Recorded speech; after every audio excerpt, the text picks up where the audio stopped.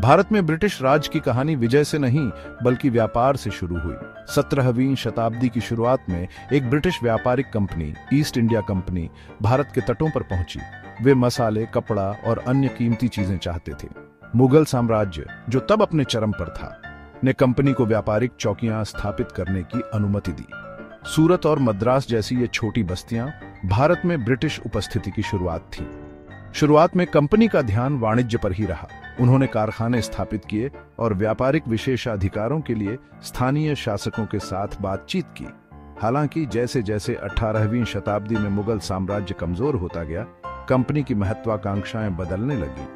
उन्होंने व्यापार से आगे बढ़कर राजनीति और क्षेत्रीय नियंत्रण के क्षेत्र में अपने प्रभाव का विस्तार करने का अवसर देखा। व्यापार से क्षेत्र की ओर यह बदलाव भारत में राजनीतिक अस्थिरता के दौर के साथ हुआ। कभी शक्तिशाली मुगल साम्राज्य ढह रहा था और क्षेत्रीय शक्तियां नियंत्रण के लिए संघर्ष कर रही थीं। ईस्ट इंडिया कंपनी अपनी बढ़ती सैन्य उपस्थिति और वित्तीय संसाधनों के साथ इन विभाजनों का फायदा उठाने और अपना प्रभुत्व स्थापित करने के लिए अच्छी स्थिति में थी।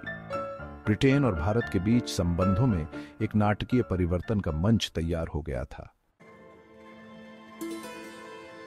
जैसे जैसे मुगल साम्राज्य का पतन हुआ, ईस्ट इंडिया कंपनी और साहसी होती गई। उन्होंने स्थानीय विवादों में हस्तक्षेप करना शुरू कर दिया।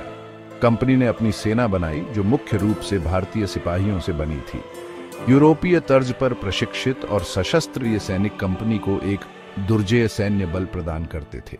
कंपनी की बढ़ती सैन्य ताकत ने उन्हें अपने अधिकार को और अधिक मजबूती से जताने की अनुमति दी। उन्होंने व्यापारियों की तरह कम और शासकों की तरह अधिक काम करना शुरू कर दिया। स्थानीय राजकुमारों से कर वसूलना और शर्तें तय करना। इस दावेदार रवैये ने अनिवार्य रूप से संघर्षों को जन्म दिया, जिसने भारत की नियति को आकार दिया। 1757 में लड़ा गया प्लासी का युद्ध भारत में ब्रिटिश विजय का एक महत्वपूर्ण क्षण साबित हुआ। रॉबर्ट क्लाइव के नेतृत्व में ईस्ट इंडिया कंपनी ने सर्वोच्चता की लड़ाई में बंगाल के नवाब सिराजुद्दौला का सामना किया। संख्या में कम होने के बावजूद क्लाइव की सेना नवाब के सेनापति मीर जाफर के विश्वासघात की मदद से विजयी हुई। प्लासी कंपनी के लिए एक शानदार जीत थी, जिसने बंगाल पर अपना नियंत्रण सुरक्षित कर लिया, जो अपार धन और रणनीतिक महत्व का क्षेत्र था। इसने एक महत्वपूर्ण मोड़ को चिह्नित किया, जिसने कंपनी को भारत में एक प्रमुख सैन्य शक्ति के रूप में स्थापित किया और उनकी भविष्य की विजयों का मार्ग प्रशस्त किया।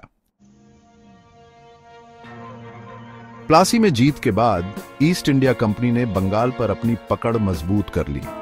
1765 में हस्ताक्षरित इलाहाबाद की संधि ने इस क्षेत्र में कंपनी के राजनीतिक और आर्थिक प्रभुत्व को औपचारिक रूप दिया। मुगल सम्राट शाह आलम द्वितीय ने दबाव में कंपनी को दीवानी अधिकार प्रदान किए, जिससे उन्हें बंगाल, बिहार और उड़ीसा से राजस्व एकत्र करने का अधिकार मिला। इलाहाबाद की संधि ने सत्ता में एक महत्वपूर्ण बदलाव को चिह्नित किया। कभी एक व्यापारिक निगम, ईस्ट इंडिया कंपनी अब एक विशाल क्षेत्र की वास्तविक शासक थी। इस नए धन और शक्ति ने उनकी महत्वाकांक्षा को बढ़ावा दिया, उन्हें भारतीय हृदय स्थल में आगे बढ़ाया। भाग 5, फुट डालो और राज करो। नियंत्रण के लिए ब्रिटिश रणनीति।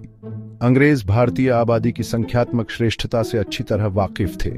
नियंत्रण बनाए रखने के लिए उन्होंने फूट डालो और राज करो की चतुर रणनीति अपनाई। अंग्रेजों ने भारतीय समाज के भीतर मौजूद विभाजनों का फायदा उठाया, अलग अलग शासकों, धर्मों और जातियों को एक दूसरे के खिलाफ खड़ा किया।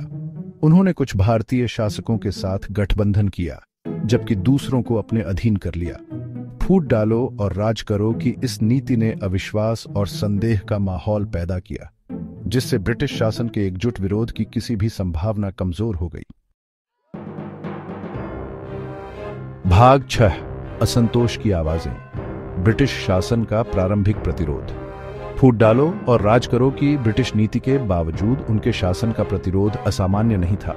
स्थानीय शासक अपनी शक्ति और स्वायत्तता को फिसलते हुए महसूस कर हथियार उठा लेते थे। धार्मिक नेता और आम लोग आर्थिक शोषण और अंग्रेजों द्वारा लगाए गए सामाजिक परिवर्तनों से नाराज होकर अपनी असहमति भी व्यक्त करते थे। ये शुरुआती विद्रोह हालांकि अक्सर स्थानीयकृत और जल्दी से दबा दिए जाते थे। ब्रिटिश शासन की सतह के नीचे उबलते असंतोष को प्रदर्शित करते थे। उन्होंने अगली सदी में उभरने वाले स्वतंत्रता के लिए बड़े अधिक संगठित आंदोलनों के अग्रदूत के रूप में काम किया। भाग 7 1857 का सिपाही विद्रोह, एक राष्ट्र जागता है।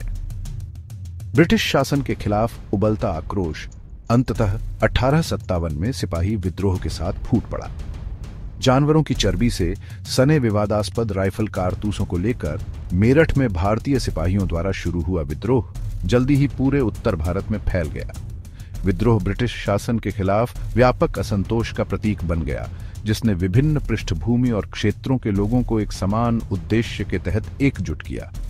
सिपाही विद्रोह को अंग्रेजों ने बेरहमी से दबा दिया था, लेकिन इसने उपनिवेशित और उपनिवेशक दोनों के मानस पर एक अमिट छाप छोड़ी।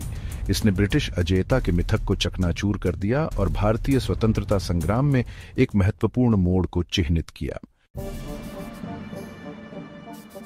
भाग 8 साम्राज्य की विरासत, एक जटिल टेपेस्ट्री। ब्रिटिश राज, जैसा कि भारत में उनके शासन को जाना जाता था, लगभग 2 शताब्दियों तक चला।